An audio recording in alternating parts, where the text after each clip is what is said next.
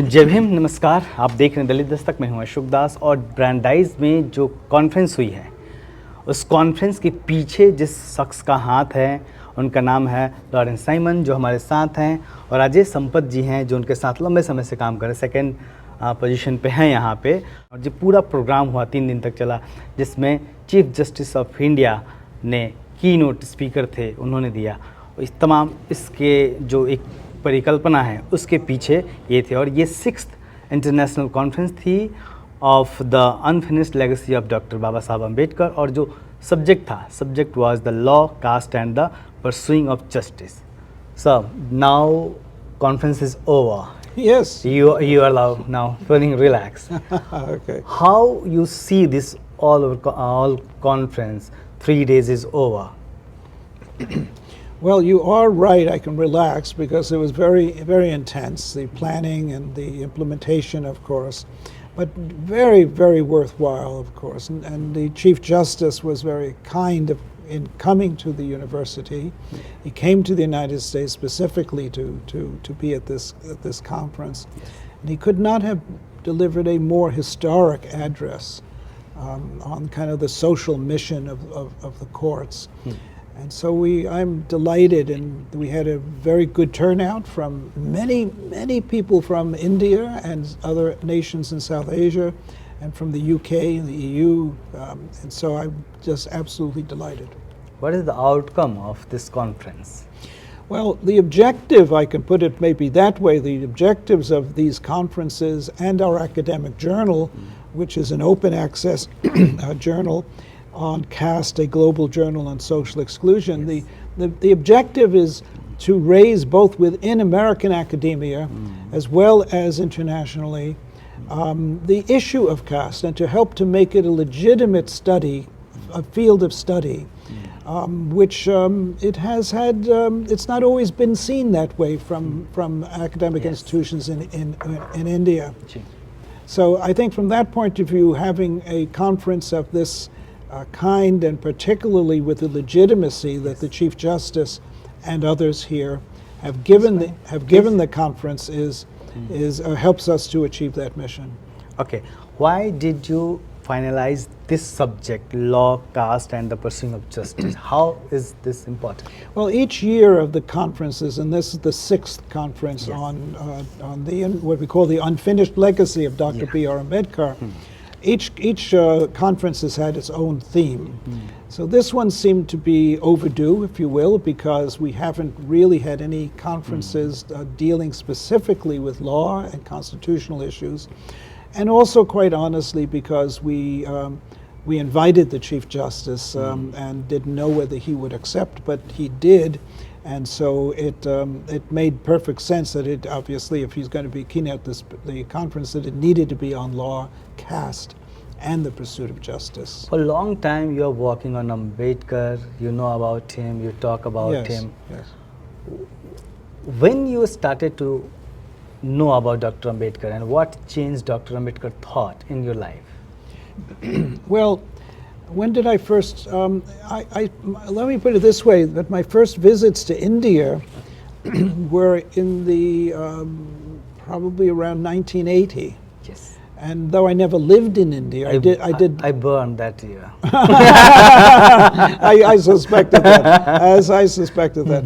I have lived in Sri Lanka for 2 years working with the United Nations, but India, I had been there many times for conferences, and also I worked with, in my early career, I worked with Oxfam America, which had programs in India. And I think it's probably in those early trips, thinking about and meeting people, particularly from marginalized communities, that it, you cannot possibly not be exposed to the thought of Dr. Ambedkar and his legacy. Sir, in India, caste is a big problem, big factor actually, of not course. problem, big factor. Yes. But now whole world is talking about it. Yes. How did this change comes? The change of it. Whole world is talking about, globally talking about caste. Right. I wish I could agree with you, and I'm sure you have a better sense of the whole world talking about caste. I'm not sure. Okay. I mean, there are not that many people in the Okay. United States. It's a growing number that are Okay. aware, because in America, at least, and I can't speak to the other countries. Yes. In America, Agree. America, of course, if you are not of South Asian heritage, the word caste is, for most Americans, is something like they scratch their head and they say, "Isn't that something from hundreds of years ago?" And that's nobody could possibly now be, you know, in a caste system. Yes. And so in America, I think to some extent, modestly, Yeah. the work that we have done here at Brandeis and Professor Sampath, the work that we have done here at Brandeis on caste issues in at least three ways. One was, of course, developing conferences, as this one is. Yeah. The second is that we created an academic journal on caste, the only journal on caste that we're aware of, and you know, looking at the issues of social exclusion.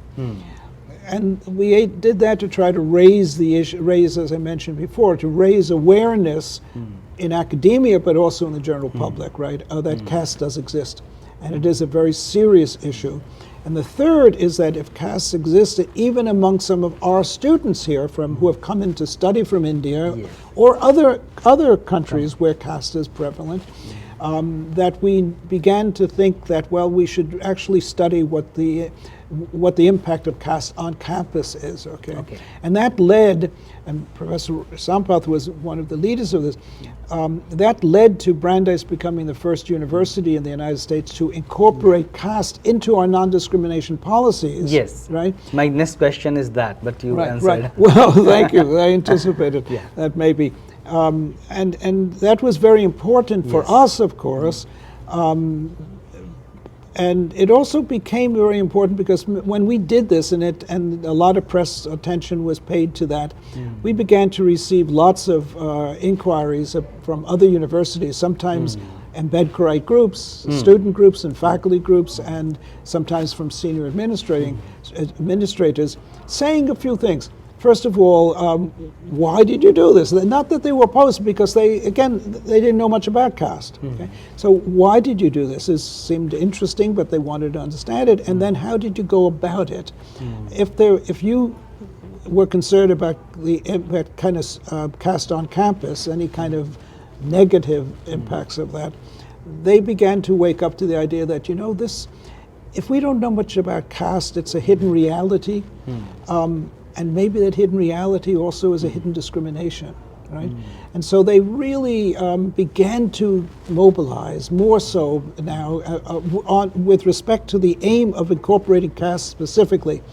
And the context of that was that caste is not a protected characteristic under state or federal laws. Okay? And so some universities follow the law, which they are required to do, of course, to incorporate those characteristics that are required by law to protect, or mandates, the legal mandates, like what we call Title IX and Title VII issues, discrimination issues, certain kinds of discrimination issues, that and if any charges are made against somebody for those for those characteristics, there's a legal process of inquiry, right? So the university, there are a fair number of universities that have now adopted the same. The biggest one was, of course, the California state system of 23 campuses adopted it, right? And then it gets complicated. The story gets more complicated with legal challenges and so forth, but basically that's it. Dr. Sampath, in India, privileged people told that caste does not exist in US and other countries. Okay, and when the people from marginalized section come here, they want to talk about the caste because they felt. Okay, how do you think, how much caste exists in USA campuses? You know, that's a great question. Thank you. And in response to the questions you posed to Professor Simon, I was going to go back to global awareness. It has to do with the students coming here. Yes. Teaching several generations. So there could be my parents' generation who immigrated, and for reasons of the first generation immigrants in their time, maybe they were too busy fighting the racism and the xenophobia. So there's cross-caste sort of solidarity, upper and lower caste, of professional groups, let's say doctors and engineers, who may not want to talk about it. In the second generation, that creates a consciousness that maybe it doesn't exist.